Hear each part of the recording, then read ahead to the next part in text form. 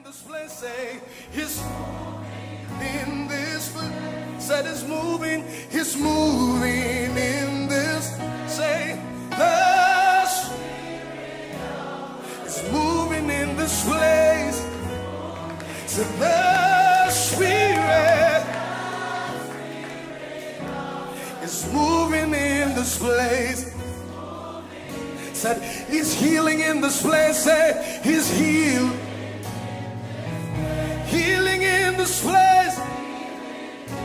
Say, the Spirit is healing in this place. He's healing. Say, the Spirit is healing in this place. Hallelujah. Just open your mouth one more time and begin to glorify the Lord. Come on and lift your voice and begin to bless Him. Father, we exalt you tonight. We ask that you move. We ask that you move. We ask that you move. ZachNation.net. Hallelujah. Father, we glorify your name tonight. We asking you to move. Move in the midst of your people. Hey. Hallelujah. Precious one, the Lord is good, and His mercies endureth forever. It is written that if God be for us, who can be against us? One with God is the majority. If God be for us, who can be against us? What you need is to get God on your side. When God is on your side, 1,000 shall fall at your side, 10,000 shall fall at your right hand, but they shall not come near you. Only with your eyes you will behold and see the reward of the wicked. You have to get God on your side. You have to get connected to God, because true security is only found in God. True protection is only found in God. There were head of states and presidents who were assassinated despite all the security men, that is the military attaché around them. They were still assassinated. They were still assassinated because true protection, true security can only be found in God. True security can only be found in God. The Bible says that if the Lord does not build the house, the laborers are laboring but in vain. If the Lord does not watch over the house, the security men, the watchmen, they are there but it's in vain. Without God, everything you are doing is in vain. It's in vanity. You have to get God on your side. When God is on your side, sickness will come against you, but you shall prevail. When God is on your side, misfortune can come against you, but you shall prevail. When God is on your side, accidents can come against you, but you shall prevail. What you need to do is to get God on your side. Get connected to God. Surrender your life to Him and let God be for you. He says, if God be for you, who can be against you? Who can be against you? Hallelujah. In the book of Romans chapter 5 and verse 8, Romans chapter 5 verse 8, he says that God demonstrates His love toward us. God commendeth His love toward us, in that while we were yet sinners, Christ died for us. So God has a plan for the sinner. God has a plan for the unrighteous. God wants to redeem the unrighteous. Hallelujah. That means that even our sins could not deter God. Even our sins could not block God. Our sins could not inhibit God. Our misbehaviors, our misconduct could not impede God. You cannot intimidate God by your wrongdoings. You cannot obstruct God by your evil works. The Bible says that God demonstrated His love. God commended His love toward us, in that while we were yet sinners, Christ died for us. So our sins could not turn God off. Our wickedness could not scare God. God is the one that has solution to the wickedness of our lives. God has solution to the weakness of our lives. God has the solution to the evils of our lives. if you will surrender to God today, the battle will no longer become your battle. He will take over the battle, and it will be easy for you to live for God. People claim it is difficult to live for God. It is only difficult because you are depending on the arm of flesh and you are depending on your strength. But if you can allow God to take charge and God to take over, you realize that it is easy to live for God. So I pray for you today in the name of Jesus Christ that from today you begin to advance the cause of God. Pray for you that from today you begin to facilitate the cause of God. I pray for you that from today you begin to promote the cause of God. I pray that no voice and no power will stimulate you against God. No agency, no creature will instigate you or incite you against God or the things that be of God. You were created by God, you were created for Him, and you were created for His pleasure. So your one and assignment is to promote the cause of God. The Bible says that this is the whole duty of man. The whole duty of man is to serve God and to please Him.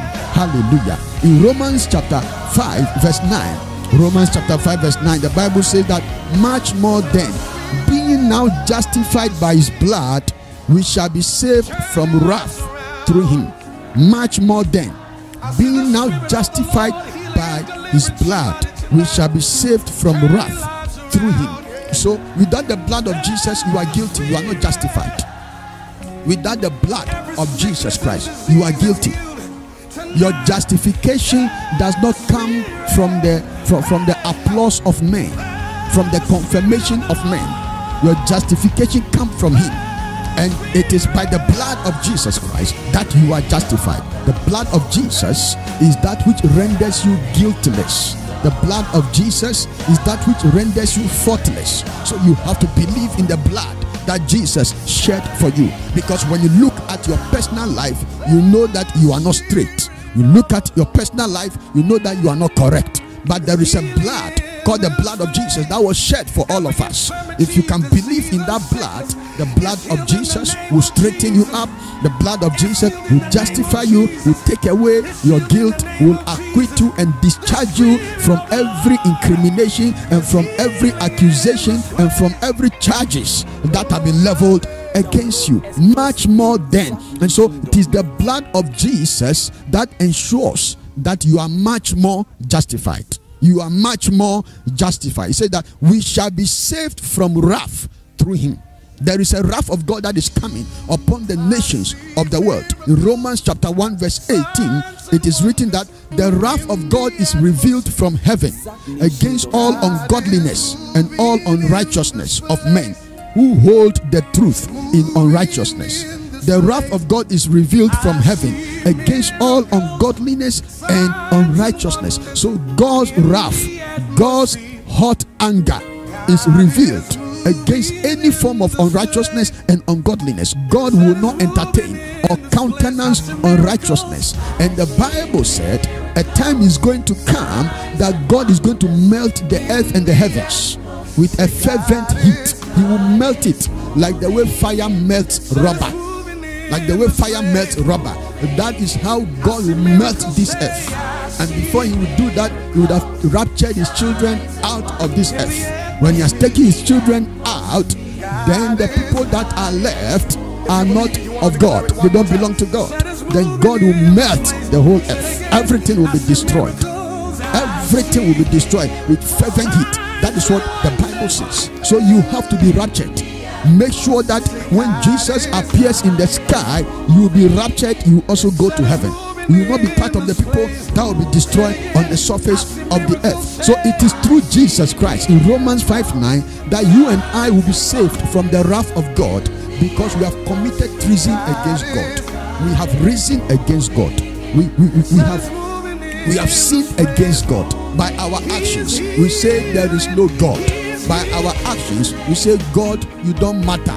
We have no value for you.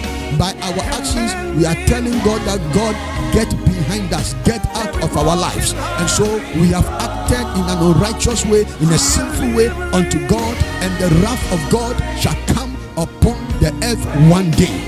And the only thing that will save you from the wrath of God is Jesus Christ. The blood of Jesus Christ. The blood is shed for us. Hallelujah. The time has come for you to take cover in the blood. I pray for you in the name of Jesus, that as you are listening to me right now, the blood of Jesus is available to cleanse you. The blood of Jesus is available to wash you. The blood of Jesus is available to sanctify you, to purify you, and to make you acceptable in the sight of God. Will you give the blood of Jesus Christ a chance in your life? As I'm talking, it is cleansing you in Jesus' name.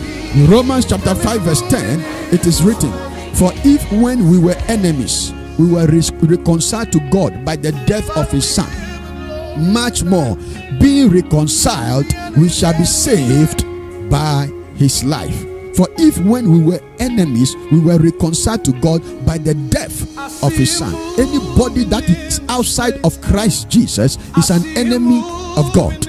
Anybody who has not surrendered his life to Christ is an enemy of God, because no matter how perfect you think and righteous you think you are, the word of God says that your righteousness are like filthy rags before God. He says that all have sinned and fallen short. All have sinned and fallen short, including those who think that they have never done anything wrong. The Bible said all have sinned and we are falling short of the glory of God. We are falling short of the standard of God. Humanity has fallen short, and our righteous operations are like filthy rags in the sight of God. The Bible says that all of us have become as unclean things in the sight of God. And so the Bible makes it clear that we have become enemies of God. We have turned against God. We are against God. And so there must be a mediator. There must be a peacemaker between God and humanity. That peacemaker, that mediator, that bridge between humanity and God is Jesus Christ. Jesus Christ is the one who came to reconcile us to God by his death. The death of Christ, the resurrection of Christ reconciled us back to God. If you don't believe that Jesus died for you, you cannot be reconciled to God. And so until you believe in the death of Jesus and the blood is shed for you, you can't make peace with God. So many of us, there is animosity between us and God. There is a grudge, there is a problem between us and God. God's anger is against us. So for you to make peace with God, you make it through Jesus Christ. It is only through the death of Jesus that God was appeased. It is only through the death of Jesus, the blood of Jesus, that there is arbitration between God and man.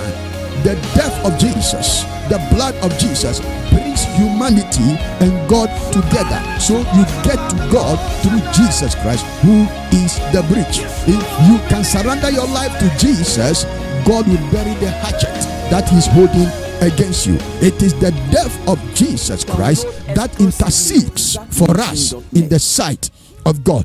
Any problem between you and God, any disconnection between you and God is only rectified by the death of Jesus Christ, the Son of God. If you believe in the death of Christ and the blood of Christ, you will be reunited with God. If you want to win God to your side, it will happen if only you believe in the death and the resurrection of Christ and the blood that is shed for you. If you want the things between you and God to be patched up, if you want the matters between you and God to be patched up, it will only happen by the death of Jesus Christ. For if when we were enemies, we were reconciled to God by the death of his Son, much more, being reconciled, we shall be saved by his life. We shall be saved by his life. We shall be saved by his life. It is the life of Christ that brings us salvation. The life of Christ, called eternal life. When you surrender your life to Christ, the life of Christ is imparted unto you, and that is what brings you salvation and delivers you from the destruction that will be coming onto the surface of the earth. I pray for you in the name of Jesus, that every agitation between you and God, anything that is inciting God against you, anything that is irritating God against you, anything that has brought a separation and a divorce between you and God, The blood of Jesus Christ is taking care of it right now. The blood of Jesus Christ is taking care of it right now. Just believe in his blood. Just believe in the death that he died for you. In Romans chapter 10 and verse 9, Romans chapter 10 verse 9 says that if you shall confess with your mouth the Lord Jesus, and you shall believe in your heart that God raised him from the dead, you shall be saved. If you shall confess with your mouth the Lord Jesus, and shall believe in your heart that God raised him from the dead, you shall be saved. You have to confess Jesus. You have to open your mouth and declare him as Lord, and believe that he died for you. Declare that he died for you and he rose for you. That is where your salvation begins. That is where your salvation has started. Hallelujah. In Ephesians chapter 2 verse 5, it is written that even when we were dead in sins, he has quickened us together with Christ. By grace are ye saved. For by grace are ye saved through faith, and not of yourself. It is the gift of God, not of works, lest any man should boast. Humanity has nothing to boast about in the sight of God. Humanity, we can only boast in the sight of other human beings. We can only boast in the sight of society, but not in the sight of God. He said, when we were dead in sins, God quickened us together with Christ. When we were dead in sins, God quickened us together with Christ. Your faith in Christ unites you with Christ. He said, for by grace are you saved. Grace means that what you don't merit is given to you. Grace means that what you don't deserve, what you are not qualified for, God gave to you. Ephesians 2 verse 8, for by grace are you saved through faith in God, and that not of yourself. It is the gift of God. Salvation is a gift, because you don't have what it takes to pay for it. You are not even qualified. If your own life cannot bring you salvation, because your life is sinful and your life is dirty, it cannot meet the standard of God. It will only take the sinless life and blood of Christ. So in Ephesians 2 verse 9, he says that not of works, lest any man should boast. Not of works. We can only boast of our money in the sight of men. We can only boast of our achievements in the sight of human beings. We can only boast of our connections and of our links. We can only boast of our affluence in the sight of human beings, but not in the sight of God. It says not of works. If you are exercising trust in your works and what you have done, then you have missed it. Then you have missed it. Then you are standing on sinking ground.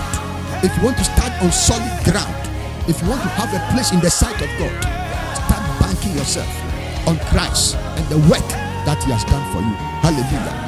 2 Timothy chapter 1 verse 9.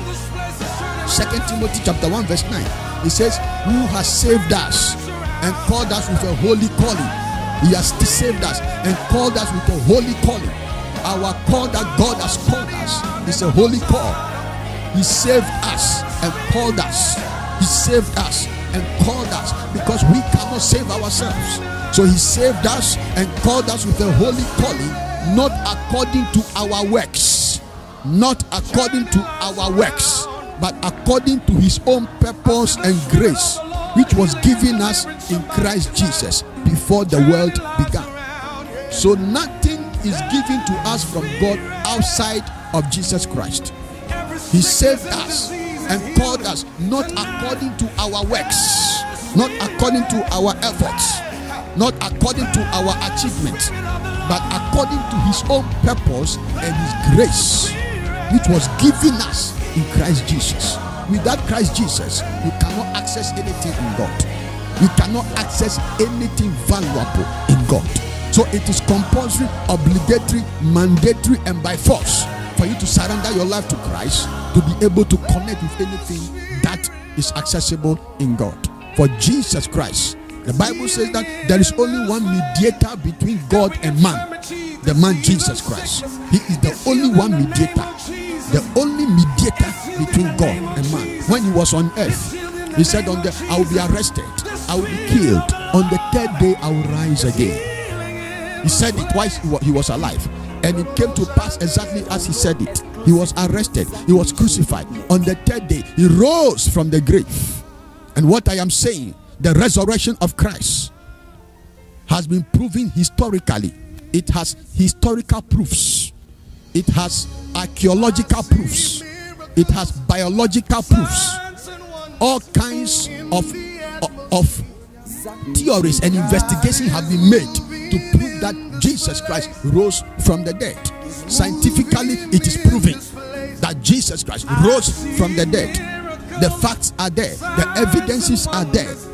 There is no creature that can deny, that can disprove the resurrection of Jesus Christ. The facts are there. In fact, his grave has become a tourist center for everybody in the world. Everywhere in the world, people are visiting his grave.